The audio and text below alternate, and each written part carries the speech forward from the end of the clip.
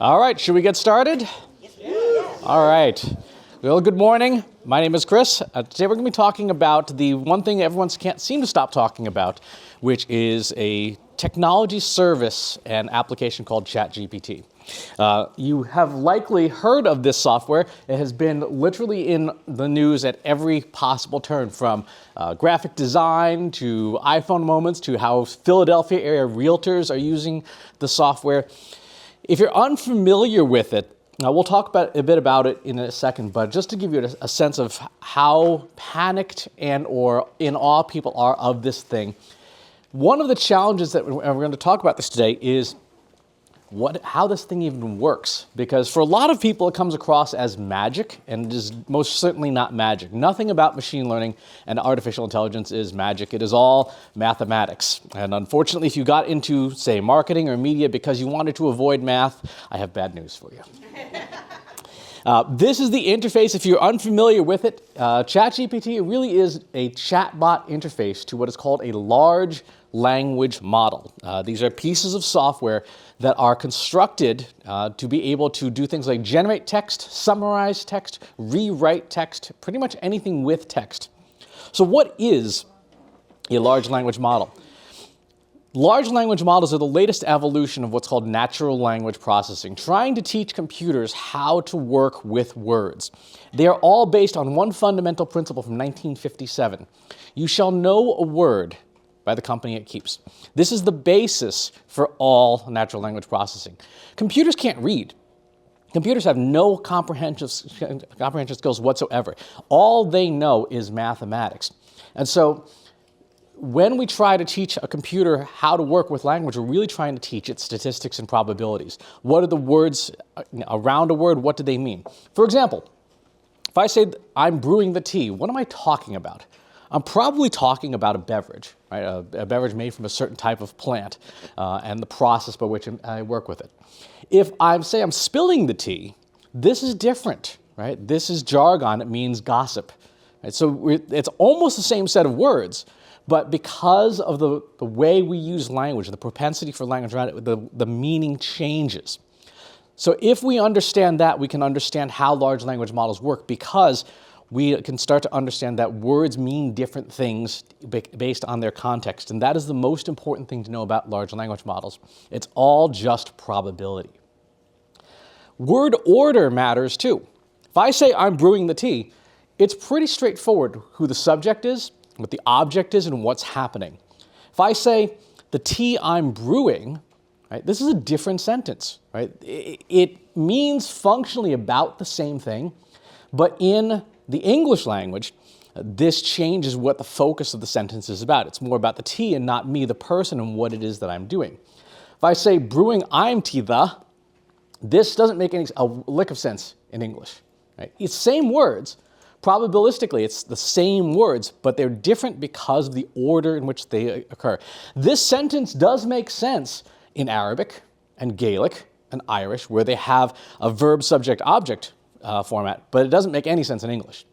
And so part of the challenges of large language models is also to understand what language are you working in and how does that language function. So how do these things work?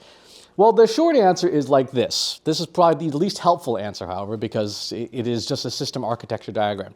What large language models do, or what companies who make them do, is take an enormous amount of text from the internet.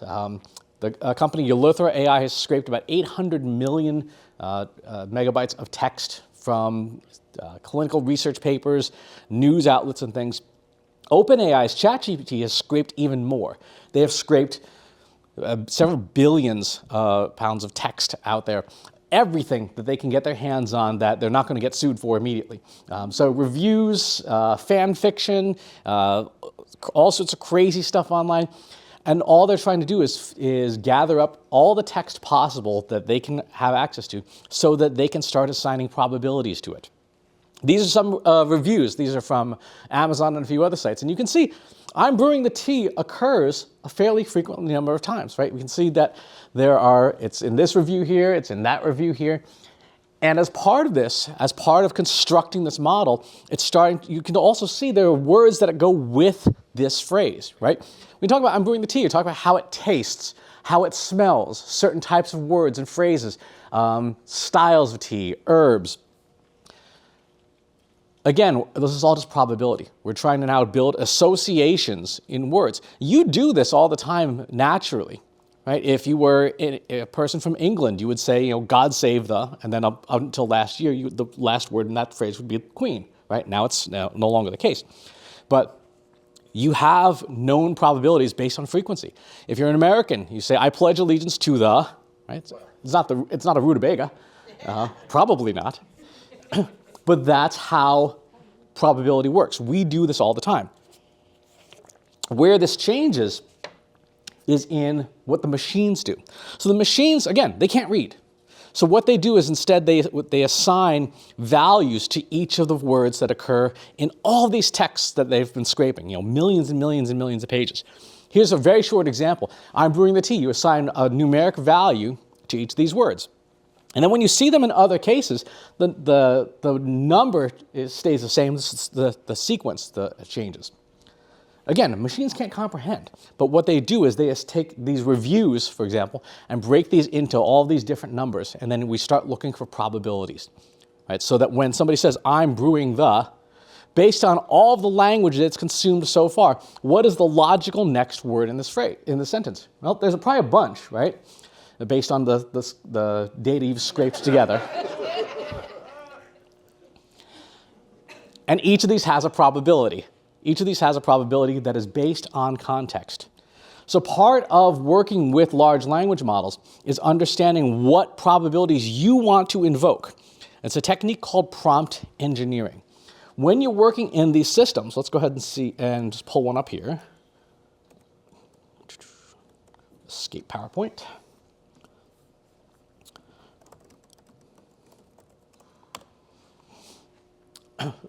All these things are just doing is regurgitating based on the amount of information that you have and what it had learned about. This is pretty good, right? This is based on a lot of publicly available information, and the more frequent and common a phrase is used, the easier it is for the machine to put something together.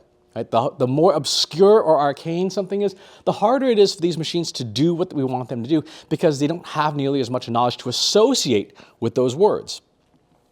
So, the blogging that we've been doing since 2006 has basically been feeding ChatGPT. Among other things. I mean, we've been feeding Google since that long, but these language models now are starting to consume a lot of that information as well. Okay. So with prompt engineering, again, a word by a company it keeps.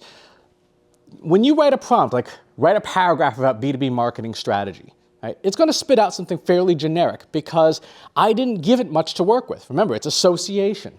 So it comes up with a reasonably okay, kind of bland paragraph. If I lengthen that and say, write a paragraph about B2B marketing strategy with an emphasis on email marketing and lead generation, what it comes up with now is more specific because it has more words to work with in the initial prompt, and it will narrow those probabilities. Just like if I say I'm brewing the tea, and my previous sentence is about a tea house, right, it's going to come up with completions that make a lot more sense because it knows what guardrails I want. So when we're writing to talk with these machines, doing these prompts, we are putting guardrails on, and the guardrails are the words we use in the prompts. If I say, write a paragraph about B2B marketing strategy with an emphasis on email marketing and lead generation, focus on the reduction of churn and increased audience loyalty, include details about marketing automation and lead scoring, write in a professional tone of voice, now there's a lot more guardrails. And the more guardrails you put on these prompts, the better the output gets, right? So the text that it's coming up with now is a lot more useful and focused because I gave it a lot more to work with. I said, okay, these are the things that I want you to focus on. You can also tell it, these are things to not focus on. Again, making these things work is all about just knowing the company of the words that you want to keep. So let's take a look at a couple of use cases, some abridged use cases. This is one I said, you will act as a blogger. You have expertise in blogging, content creation, long-form content, content marketing, and content for SEO. Again, guardrails. I'm trying to tell it what to focus on. You have subject matter expertise in statistics, data science, machine learning, and supervised learning. Your first task is to draft a 4-part outline for the following question. How do you build a predictive analytics algorithm? And what it spits out is credible. So this style of prompt is sort of what we call the role prompt. Like, you're going to be this type of person. And the reason this prompt works, again, those guardrails, the more I say, you're going to be focusing on content marketing, content for SEO. It knows then what words to associate with it, right? If I had said you're going to write, a biography, or you're going to write some fan fiction, it's going to change what words get associated with that and what it spits out. You're an expert social media manager. You're skilled at crafting social media posts that garner high engagement on services like Twitter, TikTok, Instagram, and LinkedIn. And your capacity, so on and so forth. Write some summaries for this text. So again, summarization is one of the most powerful things this software can do. If you take information that already exists but maybe is not in great format, you can have it summarize and condense it down. So one of my favorite things to do with these tools, I use voice recorders and voice recording apps. And I will, as I'm driving around, just sort of foam at the mouth and rant. And the automated transcripts I get back, kind of what you can see here at the bottom of the screen, these are legible, they're understandable, but they're not exactly what I'd call publication ready. Right? There's a lot of and filler and occasional distraction. But I can take the automated text that these things create and feed it into a system like ChatGPT and say, I want you to revise this. I want you to rewrite this. I want you to make it less, angry man yelling at cloud, and more something ready for a publication. And that's what these tools are really good at. It's the phrase GPT stands for generative pre-trained transformer. And what that means is that these tools are good at creating, but they're really good at revising. They're really good at rewriting content, because in a lot of ways, they don't have to work nearly as hard to just rephrase things as they do to come up with something net new. Another example, I told it, given a piece of text, give me the big 5 personality scores of the author based on several thousand words of text. And so it came up with an explanation of these psychological scores. If you believe in sort of the big 5 methodology, this is a handy way to evaluate text and understand the personality of the author at the time. Here's an example. I said, you're an expert programmer in the programming language R, and I gave it this long use case of what I want the software to do. And it writes the code for me, which is an enormous time saver. If anyone codes, it will get your code about 90-ish, 95% correct. The last 10% still doesn't work. Yeah. Does it matter if you say expert or not? Well, It does not matter. oh, okay. I was just curious because you kept saying you're an expert social media manager, you're an expert something. Like, if you say novice, is it going to give you a crap out? No. I use that just for my own natural language construction because I want those keywords, tidyverse and R and, shiny apps and stuff like that. You could actually just list those words out without any proper grammar at all, and it would still function just about the same. It's more for our use as humans to look at the prompt and go, okay, well, this is what you're trying to get the machine to do. It's all word frequency. So as long as you get the right words, prompt engineering, if you think about it, is kind of like SEO in a lot of ways. It's just prompt optimization. What are the words and phrases that I need to have that are relevant, that will put guardrails on the machine's output? So yeah, you don't need to use the word expert. I just like it because it looks nice. It will write code. It writes about 90-ish% of the code correctly. This is one of the challenges with the software. It gets it mostly right, but mostly right does not mean it runs, particularly computer code, right? It has to be 100% correct. So you still need some subject matter expertise to be able to get it to do what you want 100% of the time. You have to be able to look at the code and go, okay, well, clearly you missed something here, or this makes no sense. But conversely, you will also do things in ways that you normally wouldn't. So you will learn from it as you work with it. How does it compare to Stack Overflow? So Stack Overflow and GitHub's bots are, in the previous version of ChatGPT, they were better. In the current version, the GPT 3.5 Turbo, it's better. It's gotten better, which is alarming. Part of the reason is because it has what it's called reinforcement learning. So every time you create an output and you don't make changes to that output, it essentially interprets it like, okay, I got it right. And so over time, the model basically is learning along the way and improving very, very rapidly. Chris, Yes? will this retrieve relevant studies or examples? It will do examples and templates. It will not. It doesn't retrieve anything. Part of the challenge of a large language model is it's not like a search engine where it goes out and finds new stuff. It is constructing stuff from what it knows. So, will it be able to create something that is a solid template? Absolutely. In fact, I've had it. I think one of my examples in here is. I gave it a really badly written NDA that somebody sent me, and I said, I'm not signing this because whoever wrote this, it was an idiot. And the guy was like, oh, well, I kind of wrote it from copying and pasting it from the internet. I said, I can tell. Can I follow up to that? Yeah. So you said it only breaks things based on what it knows. How often does it update what it knows? To me, that would be, if it's constantly doing that, it functions somewhat like a search engine. It's somewhat like a search engine. The core of GPT 3.5 Turbo is a knowledge base that ends at the end of 2021. There have been 7 updates to the model since then, but they're smaller updates based on the feedback people give.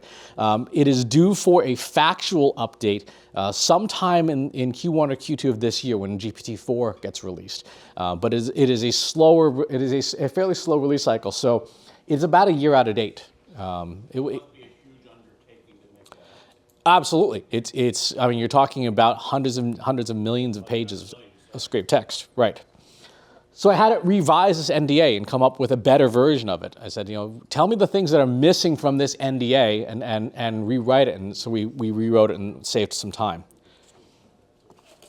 Writing mission statements, doing search engine optimization, keyword lists. I gave it some background, said, give me some suggested keywords. And then you feed these into like your SEO tool of choice and get your keyword scores to make improvements. Let's see.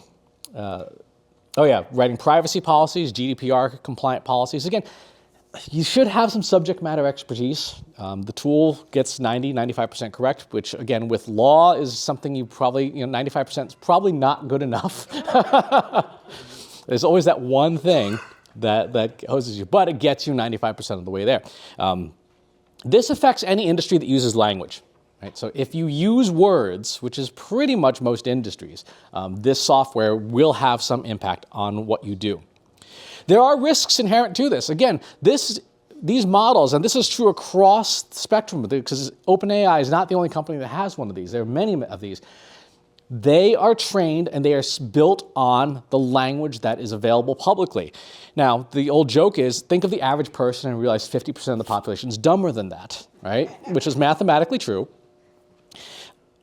OpenAI talks about, we found evidence of bias in our models, right? Say, we found evidence that says our models more strongly associate European American names with positive sentiment when compared to African American names and negative stereotypes with regard to black women, right? That's because of the text that went in. As these models learn, they are picking up our biases. They are picking up our flaws as human beings. It's one of the reasons why some companies like Yolothra AI restrict the text they scrape. Like they say, we're not going to go out to the broad internet because the broad internet is basically a sewer. So let's stick with the Library of Congress, perhaps, and things like that. But you have to be aware that these models are not something you just kind of fire and forget. You have to be constantly checking their output to make sure that they're not doing something you would not want them doing. Now, here's where it gets interesting. Everything that people have done so far has been in this lovely chat interface. And there are a gazillion and a half experts who all ran out of money doing crypto, so now they're AI experts talking about ChatGPT. And everyone's talking about, here's how you use these prompts to shorten your work cycle, make yourself more efficient, et cetera. This is not the end game.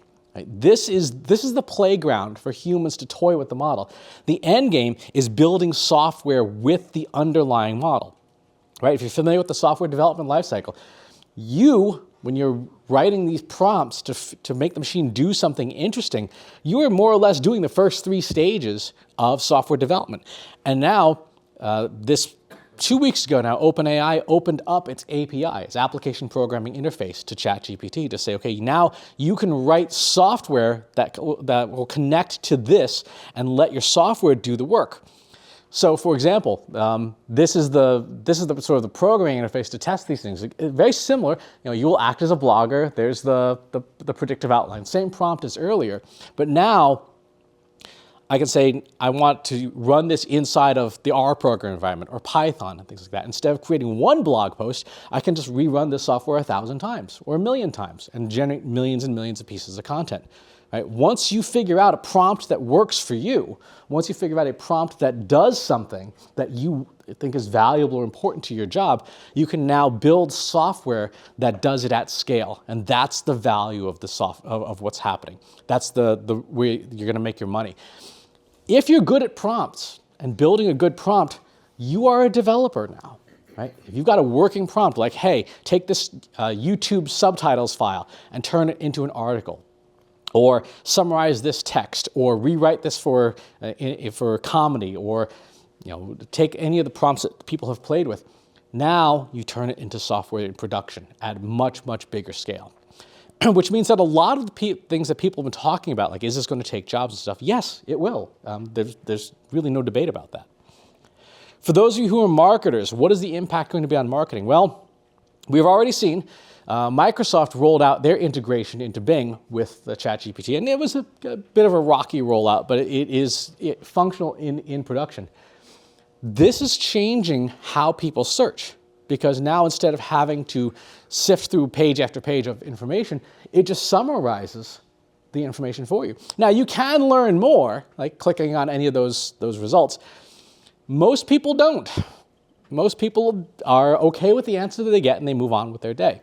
What that means is that for things like organic search, if you do SEO, a big chunk of your unbranded organic search is going to go away. Where can I learn more about B2B marketing? This is from the ChatGPT native interface. Here's all the industry publications and blogs. There's not a single clickable link in here. Right, so if you are relying on people finding your website through search and visiting it, when they're using these native models, it very rarely makes any kind of link-based recommendation. Occasionally it will do that if it's about something that's branded. Right? So branded search, even in the ChatGPT native model, still does have clickable links. So your first task as a marketer, if you're doing anything with search, is to go into Search Console or Bing Webmaster Tools or whatever your engine of choice is, and look at the percentage of unbranded organic search that comes to your website. Whatever that percentage is, whether it's 5% or 95%, realize that as search engines start integrating this technology, you're going to lose that traffic. Right? That traffic is just going to go away. Branded search is probably going to be okay, but unbranded search is not so much. And there's three things in general you should be focusing on as marketers if you care about that impacts your business. Number one is your brand. Right? Your brand and the ability for people to remember who you are and find you by hook or by crook is the most important thing that you can build. Right? We've been saying this for years, and we've been doing this, podcasting and stuff as part of that for 17 years now. But it's a point now where the machines, and particularly the large technology companies, have decided they would like to send us less traffic and keep more of it for themselves. And the only way around that is to get people to search for us specifically, and that means our brand. Second is have some kind of publication that you own, something that is yours that others can't take away from you. So email newsletters is one of my favorite. Text messaging lists, maybe some other form of publication. If there are companies that do very well with boutique print. But you need to have some kind of method of reaching people that is not intermediated, right, by a machine. Email is one of those the last things that's available that there's still very little between you and the reader. Compare that to social media, compare that now to search, etc. And the third thing that you need to have is some kind of community. Ideally that it is hybrid, that is in real life, like we're all sitting here today, or also in virtual space. So this is a Slack group that we run. It's called Analytics for Marketers. There are a gazillion and a half different Discord servers that you can join that have these communities. These communities are important because they're disambiguated. Right? There's no machine arbitrating what you see. It's you just jump into them, and it's kind of like 2007 Twitter. It's just what's happening as it's happening. It's a bit of a fire hose in some of these communities, but it's essential. So, finally, who's going to lose their jobs? Well, the Brookings Institute said AI is going to take away tasks but not jobs. That's kind of true. That's kind of true. They said that mainly to avert panic. But the reality is that if you are a marketer who's skilled with AI, or any professional who's skilled with AI, you will replace a marketer who is not. Any professional who is not competent at AI is an endangered species because of the speed at which these tools are proliferating. How is this going to cost jobs? If you think about someone's workday, right, a bunch of tasks that are broken out over time, and you say, well, how much of this can I automate? How much of this can I, have individual tasks turned over to machines? What's left then is, the chunks here that were not automated. Right? So in a progressive company will say, well, let's retrain people and fill up those time slots. A regressive company is going to say, let's add that block of free time and get rid of a seat, right, and save some money. So depending on the kind of company that you work for, that will depend on whether AI consumes jobs or not. But that's kind of where this stuff is going. So that is the end of this time slot. Any questions? So what does being trained for AI mean? Like, what does that really look like? In what sense? What's up? I'm going to be a marketer who's AI enabled. Mm-hmm. So for a marketer who is AI enabled, it is learning how to use the various tools like ChatGPT or GoCharlie or Jasper, any of these tools that can do content creation. It is learning how to use generative image AI like DALL-E 2 or Stable Diffusion to create imagery. It is learning the landscape of what the tools are that are out there, what capabilities they have, things like transcription and translation, and then figuring out how you apply those tools within your work. So, the obvious things for like text generation is, okay, I can write content a lot faster now. Right? I can have machines generate first drafts, but I can also have it do summarization and access a lot more information. I can have machines summarize and identify key points, boil down enormous amounts of text into very, very small chunks that I can make use of better. A big portion will be in customer service and customer care, where you can have these models now that can have intelligible conversations with people and deploy them so that customers not only get the assistance they're looking for, but also don't feel like they're talking to a moron. You first, then you. Have you checked out Snipped, the podcast app yet? It's got some AI built into it that will gather things. And then the second question is, how has this impacted your own workflow between marketing over coffee and Almost Timely? I've been subscribing a long time. Well, thank you. I have heard of Snipped. I've tried out Descript. Descript is also a fantastic tool that does a lot of stuff with like voice synthesis, where you can have it trim out stop words and filler and stuff and sound more like NPR and less like you're drunk, which is good. And in terms of how I use this, a lot of it is for generation, but much more summarization. So like when I write a newsletter, very often I'm in the car or I'm walking the dog or something like that, and I have a bunch of stuff that I want to get out of my head, but it's not coherent. And so feeding the first draft, which is probably 8 or 9 pages of rambling, and then saying, okay, summarize, find the key points, and then I can go back and refine that and write that. That improves the output. It doesn't necessarily speed it up, but it improves the quality of the output. And again, that's where I think these tools, particularly the text tools, are really powerful, is improving the quality of output. Transcripts are a gold mine. When you think about, Bill Marriott was famous for this years and years ago. He was the CEO of Marriott Corporation. He used to blog fairly regularly on the Marriott blog. He's never set pen to paper. What he has been doing for over a decade is leaving voicemails to his marketing department of whatever's on his mind, and then someone ghostwrites that. Well, now you don't need to have a staff of people to do that. You can have the machines do a lot of that. When you look at some of the more prolific content creators out there, the folks who have several million folks on their YouTube channels and things, a lot of their teamwork is just admin, right? It's just people following somebody around with a camera, editing, making all these short clips and stuff. And a lot of the newer content engines now can do that automatically, where you can say, okay, take this video and now make a square video format, make a clip of this, and so on. And with the text-based understanding of the models, they can say, okay, these are the 5 snippets that are the most relevant points. Let's clip those out and turn them into something. I believe Descript allows you to do that now. Yeah, Snipped is an app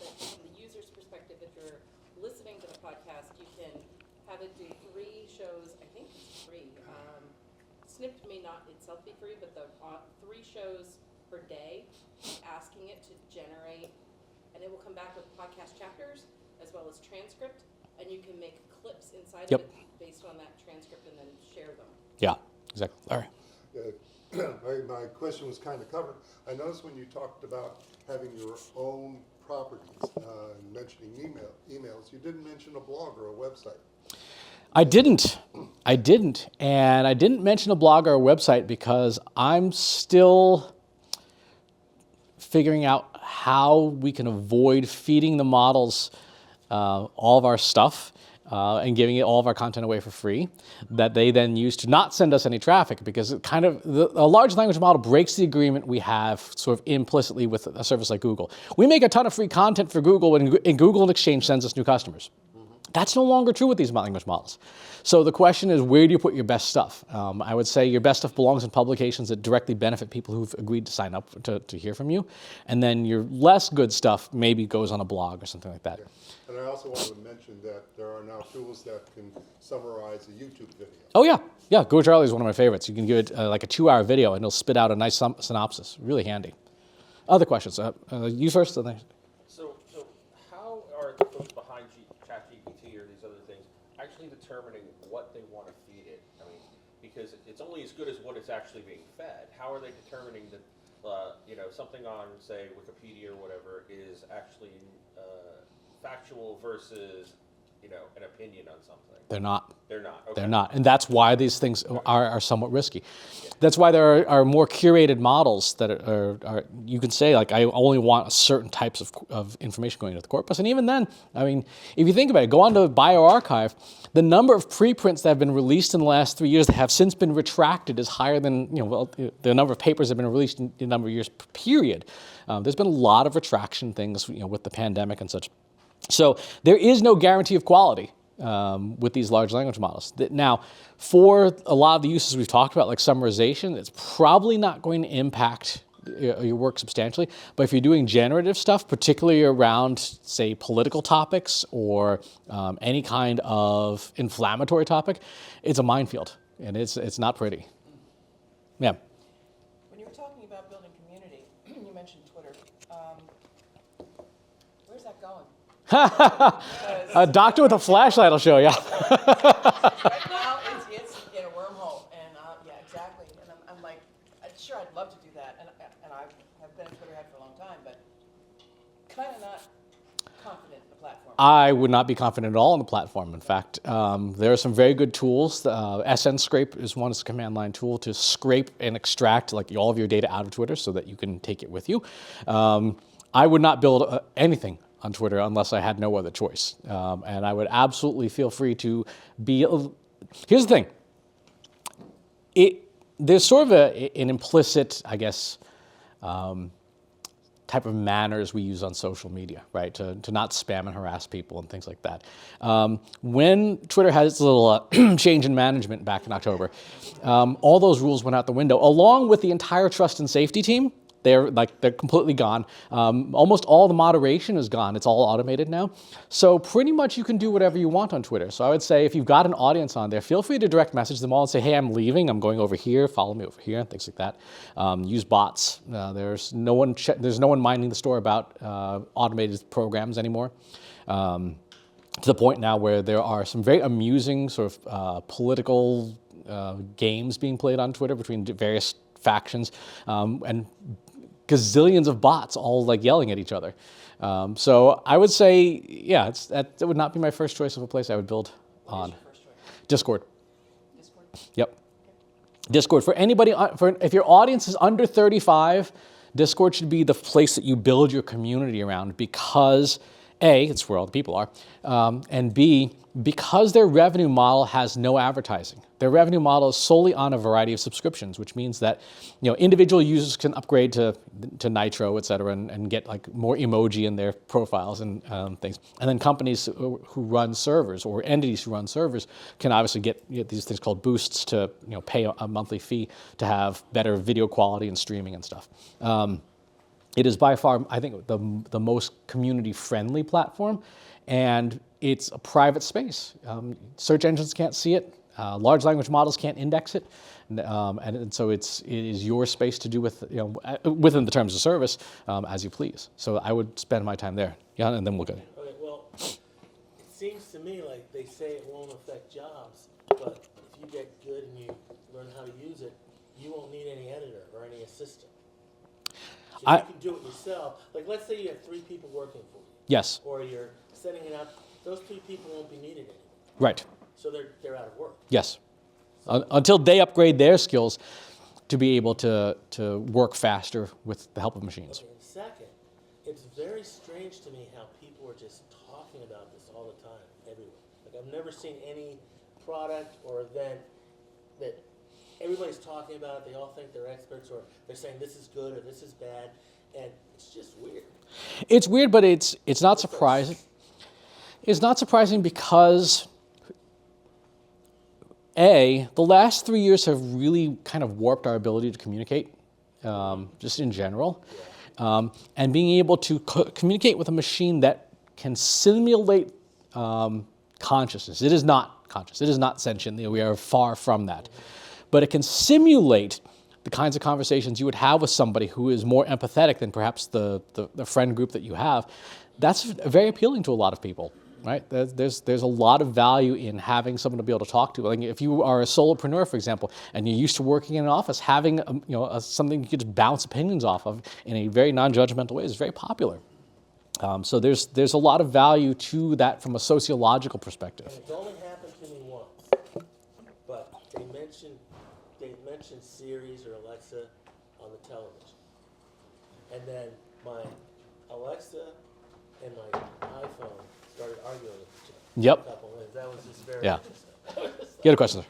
Okay, without trying to drag you into Discord 101 and perhaps just a narrative syllabus, if indeed Discord, I'm not familiar with Discord, but if it's private, not searchable, how does that change the marketing model between that and Twitter, where you're so used to using the common engines of Google and such like that to actually expand upon your Twitter reach? So this is the great challenge now. For folks who have Discord communities, they typically have some kind of publicly facing community where they can essentially recruit and bring in new folks. Twitch, for example. A lot of very popular Twitch and YouTube personalities have Discord communities, and so they use those essentially as feeders to feed into their community. Yes. As a marketer, you have to be thinking a lot about influencer marketing and identifying who else has your community that you don't yet.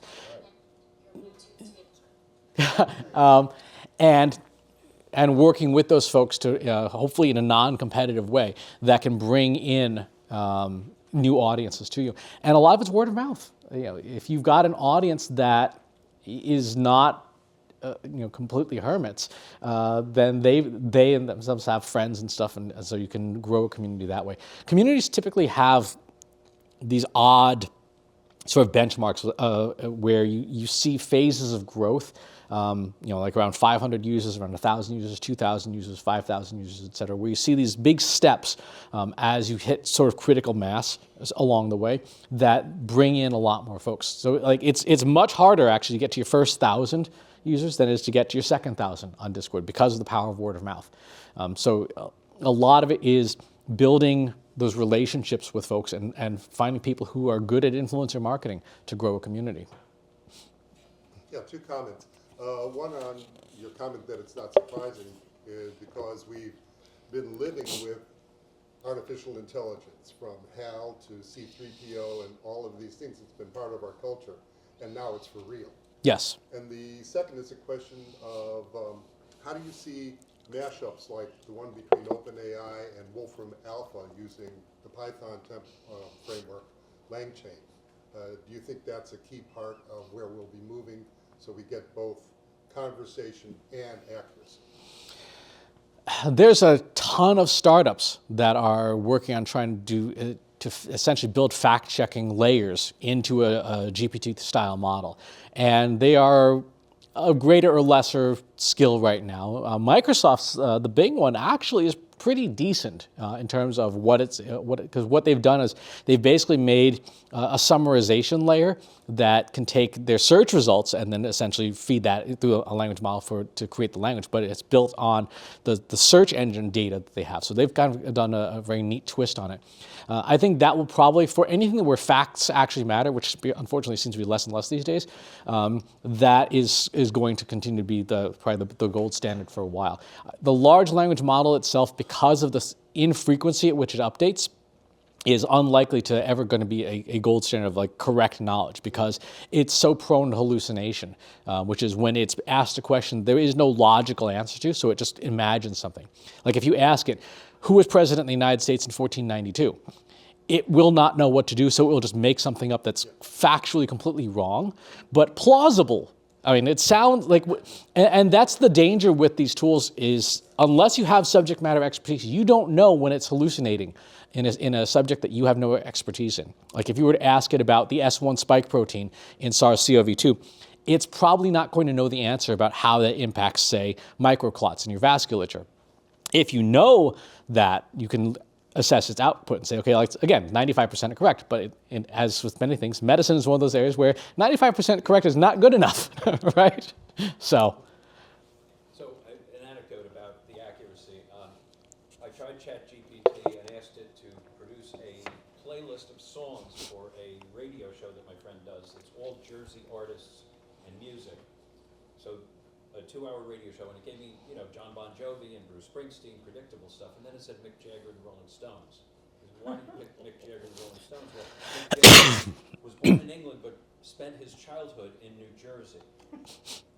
And it turns out the reason it thought that was because at some point he was arrested for drug possession in West Sussex in England, and Sussex is a county in New Jersey, and it was absolutely confidently wrong. yes. That Mick Jagger grew up in Sussex County, New Jersey. Yep. I mean, if you think about it, it's a lot like humans. There are a whole bunch of humans who are confidently wrong about a whole bunch of things. Wait a minute,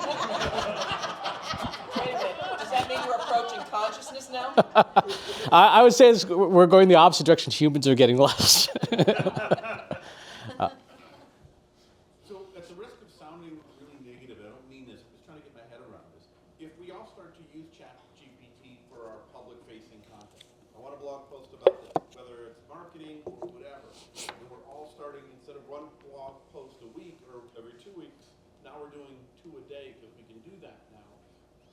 And then in 2024, ChatGPT reskims everything.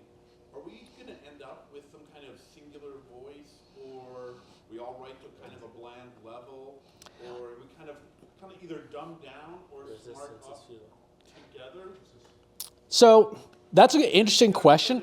No, it's a valid question. The short answer is we already write bland content. I mean, if you read like what most marketers write, it's pretty awful. And so, yeah, I'm sure the folks in this room, that's not the case, but there's an awful lot of marketing out there, which is just not great. And so it's already learning from that. The amount of text that is marketing text online is actually relatively small. We think of ourselves as being prolific content creators, but we're really not. When you look at how much text flows through, say, Reddit on a day-to-day basis, it dwarfs anything marketing can create. So conversationally, the tools will continue to evolve to whatever the standard of language is online as a whole.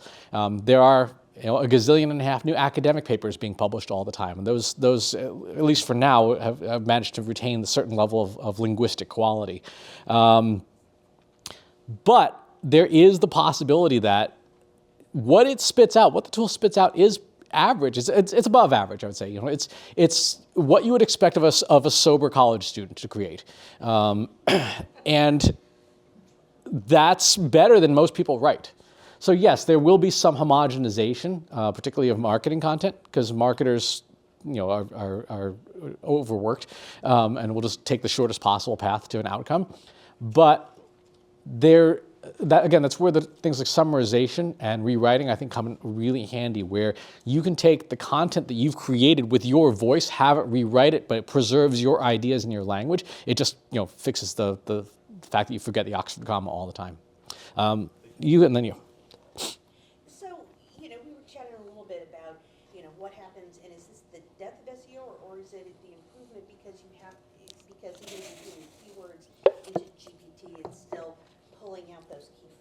So do you have to, is it good to have those skills because you can optimize the prompts better?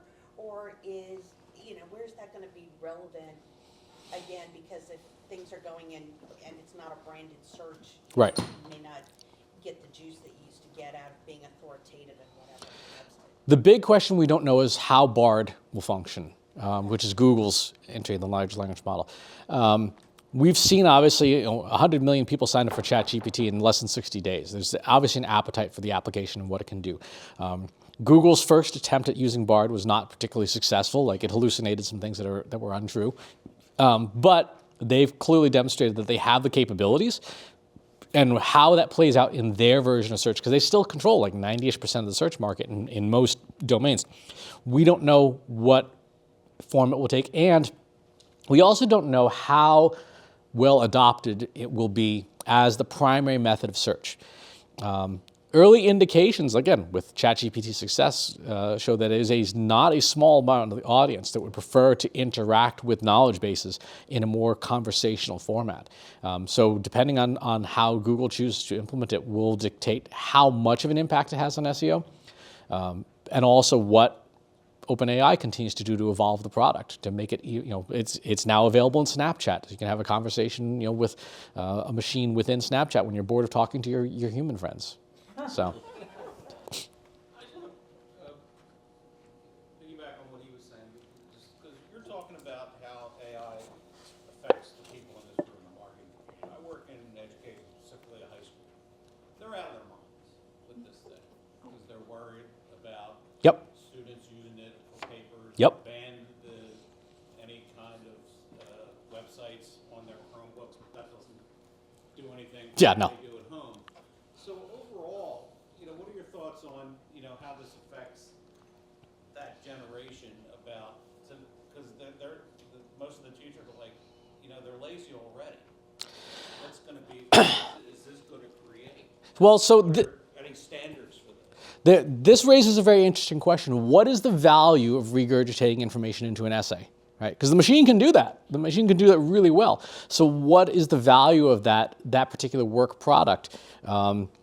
It's like, what's the value of a blog post? If it's a mediocre blog post that you've put up about something, does that add any value to the company? Maybe. Does it add any value to the people who are consuming it? Again, maybe. Education has had a problem for the last 30 years. And education's major problem is that it has failed to recognize it is no longer the gatekeeper of information, but is now this arbiter of quality, right? So getting a degree does not mean you know anything. My entire graduating class from F&M is a test of the fact that you can be drunk for 4 years and still get a college degree.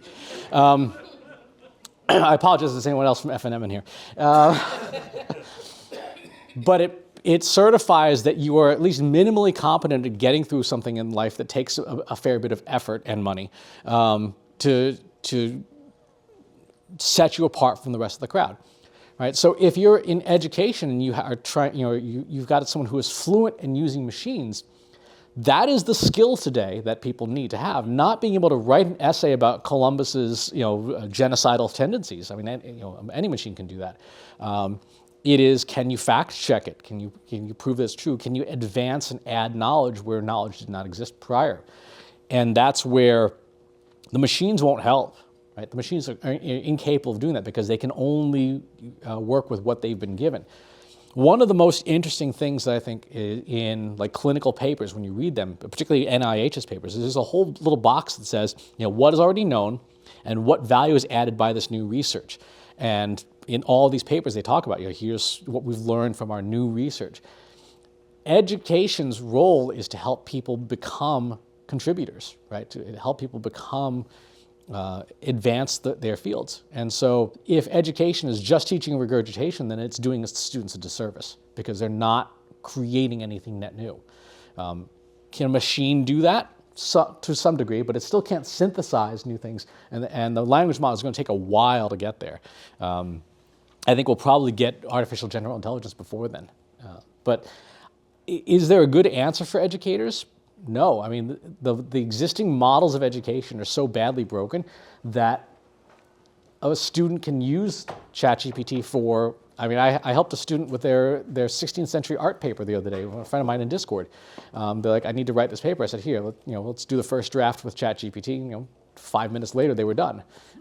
And they got a 96 on the paper because the teacher was unable to tell the difference between what a machine had written and what they had written. What was the actual skill there? Was it the knowledge about 16th century art? No. Was it the ability to use AI intelligently? Yes. Right. So, you and then you. I'm curious about ChatGPT as a product. So the idea that you'll have, so you made the point around biased language. Yes. And I get the sense that there's a problem that needs to be solved, which usually results in a product. So people are going to create their own types of AI products like this that are going to fulfill that niche of how do we get language that's less biased or not biased or addresses this like indigenous language and culture and whatnot, right? So I'm curious as a product, is this something that you see becoming a competitive space where you're going to have? Yes. Absolutely. There are entire groups of people who strongly object to some of the way ChatGPT behaves. There's this one conservative group that says, we believe that racist content should be permitted, that freedom of speech should be absolute, and you should be able to say, machines should be able to say whatever it wants to say without restriction. And that is a group that will have some technical skills somewhere in it, and they will craft their own version of it. And I think there is space for those systems. What is missing from the AI field as a whole is there is no really standard of ethics yet, right? Right now it's still very much the Wild West, and how that plays out, we don't know. The one area where I think we have a substantial, very high risk is in autonomous machines, which are not large language models. But the technology exists right now for machines to autonomously make kill decisions. This is generally a bad idea. At the end of the day, a human being should still decide whether or not to take another human being's life. I think leaving that up to machines probably is not a great idea, but that is the direction that a lot of militaries are going, and I think that's probably very problematic. So, yeah, go ahead. So, you've said that the bias influences sentiment. Yes. So if I'm a marketer and I'm looking at something coming back on like Focus or something like that, I can see all of that. But at the same time, I'm wondering, when I'm writing, does it pick up my voice? Does it understand enough about who I am through the words to sound like me? Or does it come through in this relatively vanilla format? The out-of-the-box model is still mostly generic, right? The previous versions of this model could be done what's called fine-tuning, where you would give it a lot of your content, and then it would essentially create its own biases to say, I want to use words and phrases and patterns that you use more. Fine-tuning is not available for this model yet, probably will be relatively soon. And at that point, you can train it and then essentially build your own model.